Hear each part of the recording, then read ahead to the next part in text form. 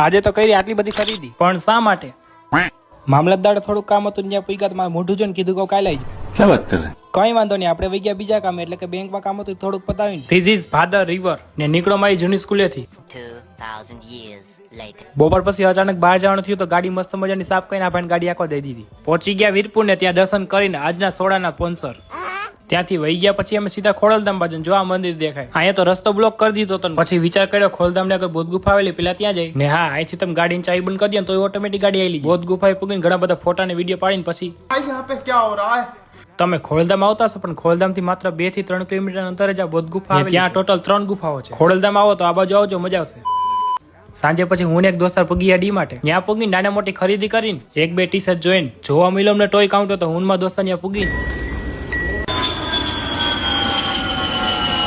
આ કઈ ગાડી હે? પ્લેન ચેક કર લો હરકું હાલે તો હે ને? साले तू